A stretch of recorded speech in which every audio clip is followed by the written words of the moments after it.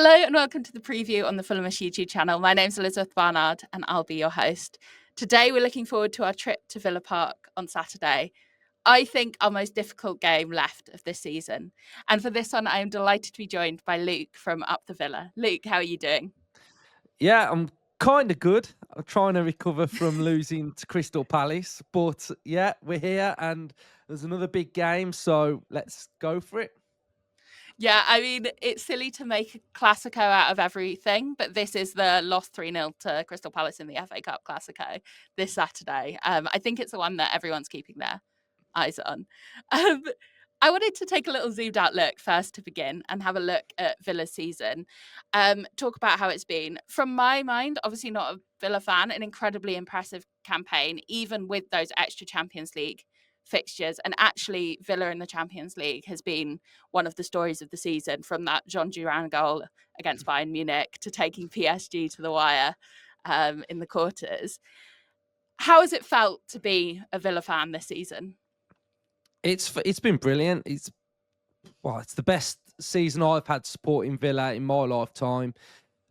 Just the games, the occasions has been fantastic. Watching Champions League football for the first time has been brilliant. It's been difficult at times as well in the Premier League, managing both, trying to compete on Champions League, Premier League, FA Cup, all of those games. But I think we've done really well to still be in the picture this season to get Champions League, Europa League, etc.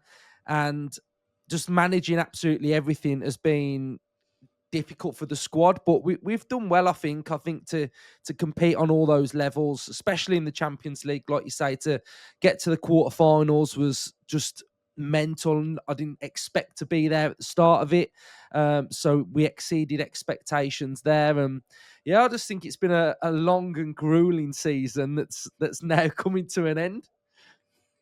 Yeah, and those big crunch games coming up. Obviously, both our clubs are in the race for the European places in a slightly different way. I would snap anyone's hand off for Europa Conference League at this point, but obviously your sides are set a little bit higher. Talk to me about the impact of Unai Emery and your manager. If I can remember correctly, it was a 3-0 loss to Fulham in the winter of 2022 that got Steven Gerrard sacked. And since then, Aston Villa have gone from strength to strength. Talk to me about the impact that he's made on the pitch for you guys and his longevity. Yeah, it's been massive. I mean, we've got to thank you for beating us in the playoff final as well, because we got rid of our owner, which then meant we've got the owners now, You're and then so welcome. lost to you, and then got Gerrard the sack. So thank you. And then Emery comes, and it's been upwards ever since. So yeah, he's transformed us. You know, as a football fan, when you look at what you want your team to be, he has been able to take Villa to a place that I can only dream of watching Villa in the quarterfinal of the Champions League. You know, that's something that's just so special. So on the pitch, he's transformed the team, the mentality, the coaching, the level of coaching, the level of detail, tactical game plans.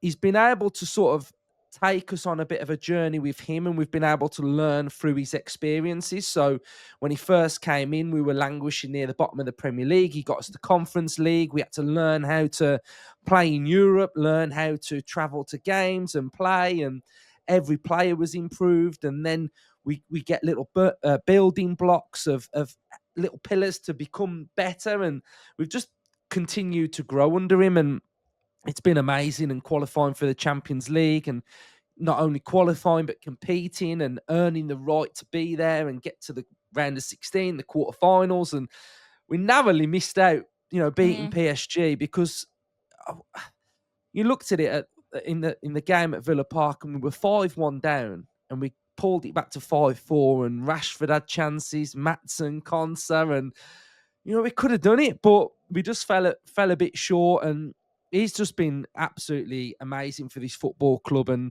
we just continue to grow. So we've just got to keep building, really, and we're still managing and learning and getting to be that finished article. But I think the journey so far has been really special. Absolutely. I must say Emery's story at Villa has been as obviously not as a neutral, but as a neutral when it comes to Aston Villa, one of the most incredible stories to watch. And all my friends who are Villa fans are just so grateful for this experience. I wanted to talk to you about Villa's recent run of form, looking at the last few results. Obviously, I don't think we need to cover the cup loss. Yeah, Because it thanks. will bring back bad memories for both of us. Um, but we could definitely talk about your form in the league. Obviously, the last league game was a loss against Manchester City, but before that, it was 4 wins in a row, including against Titans like Newcastle, Brighton, and Nottingham Forest. So Villa are definitely not a team to be messed with. As you're gearing up for the end of the season, are you confident that you'll be able to get over the line and get into that all important top five?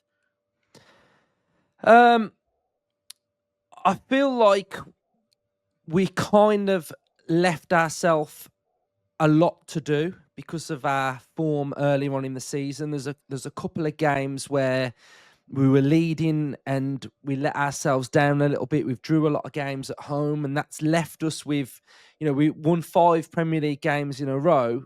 We lost to Man City, and that's Mhm. kind of not enough to sort of put us ahead of some teams. So, we're going to have to win 4 games in a row now, I think, to stand a chance and hope that some teams like falter. So at the start of the season, I said top 6 would be good. I said Europa League would Mhm. be a good achievement, playing in the Champions League as well. And I think that's probably something that I'll stick with, really, having to compete on all these levels to still be there.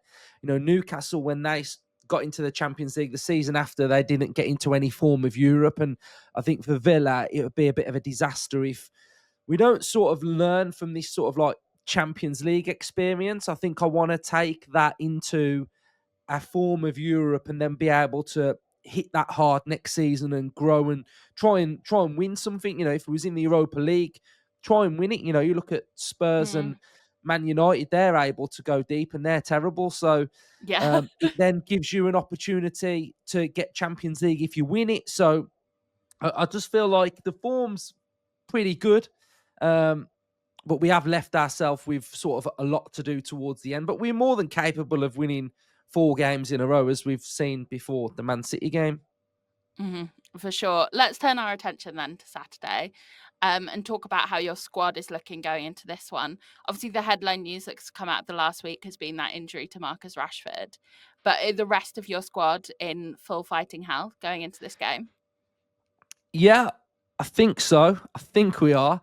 Um, that's probably one of the reasons why we've struggled a little bit at the start and the middle of the season. We had a lot of injuries to key players, and Mm, I think there was one point where we didn't have a fit centre back or a centre back that was as experienced as some, which was a problem. And we've sort of got the whole squad back together, and Emery's able to rotate. Sort of, he'll sometimes play Digne or Matson, he'll play Onana or Kamara, he'll play McGinn or Ramsey, etc. So the beauty of our squad is that we can rotate quite a lot. So we're going into it in a good place, but obviously off the back of a really bad result at Wembley, it was terrible. We just didn't turn up really, and you mm. look at it and you think, we probably are going to rotate somewhat to just freshen things up a little bit, really. So um, I wouldn't say we're in the best place, but Emery's always maintained that Premier League is the priority. So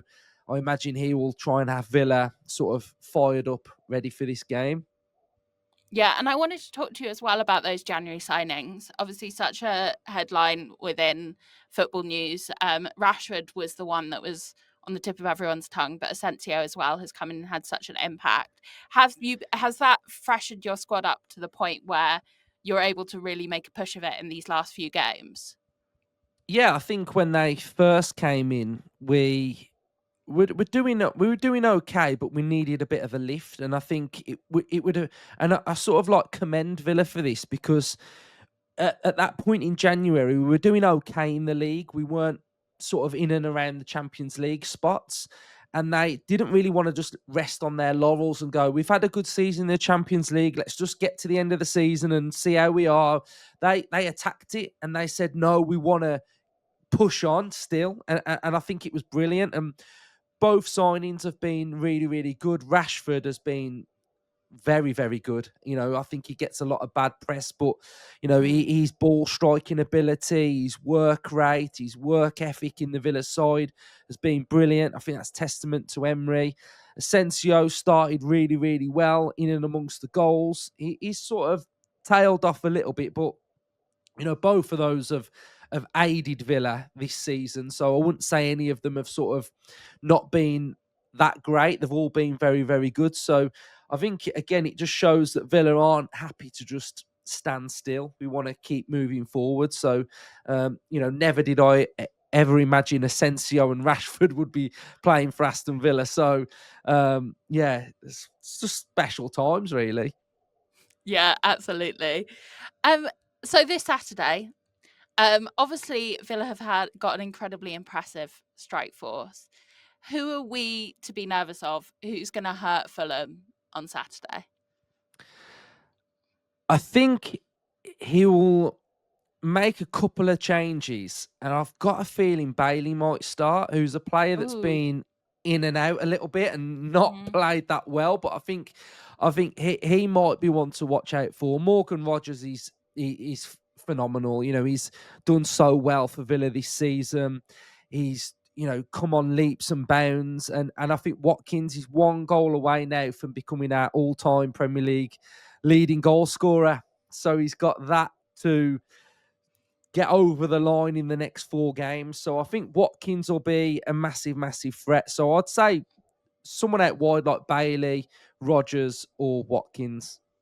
Okay. Yeah, as I said to you in the video we did on your channel, Watkins, I know he's at ex Brentford, but it's one of my favourite players to watch in the league, especially last season. He is ex Brentford, but he did really wind up the Brentford fans. So I think like it's okay that I really, really like him.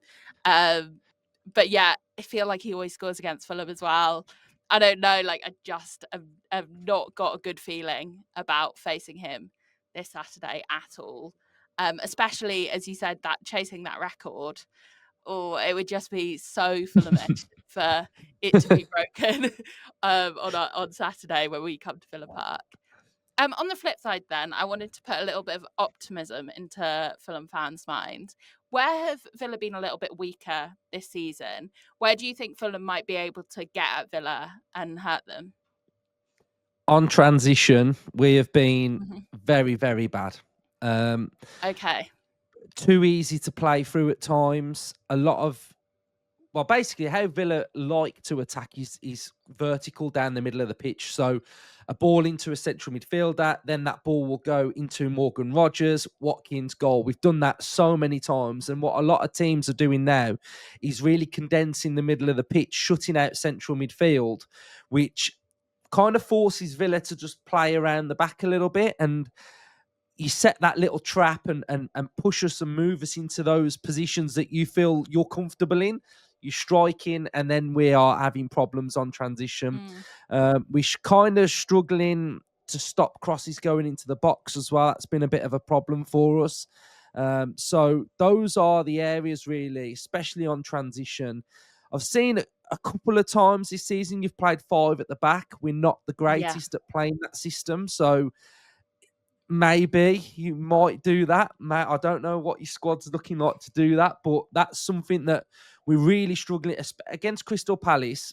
5 at the back against Wolves, 5 at the back. Mm, We've really found it difficult. So 5 at the back seems to be a formation that we're struggling with. I think it's the wing backs in particular as well. So those areas really, we are very good at attacking set pieces, very good at defending set pieces, but just on transition, we're a little bit shaky. mm. That five at the back thing is interesting because five at the back has been such a Marmite option for Fulham this season. Our best result of the season, Chelsea away, we played 5 at the back. We won away at Wolves with 5 at the back, but then also we've had some like absolutely horrendous results and performances with that 5 at the back. Most recently against Arsenal, where it was 2-1 that day, but like really it could have been a lot more for Arsenal. They weren't that clinical, and I thought Fulham just looked pretty appalling. So it's interesting to say that you say that Villa are weak to that, and it might be one that Silva looks to exploit. Um, because in tricky away games, of which this definitely is, 5 at the back has been something that we've wheeled out a little bit. So I guess we will see. Before we go, would it be all right to get a score prediction from you for Saturday?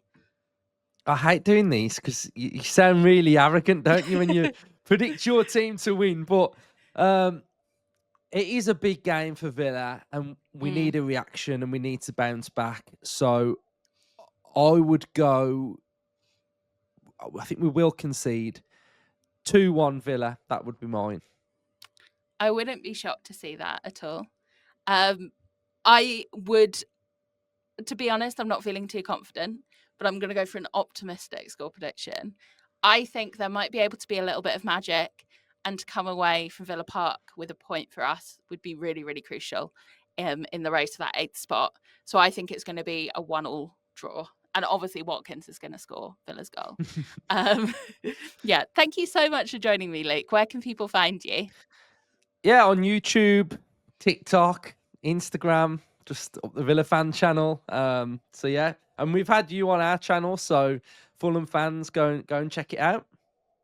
Yeah, it was really, really fun going on Luke's channel. So you guys can go check that out. I'll put a link to it in the description. And thank you so much for joining me.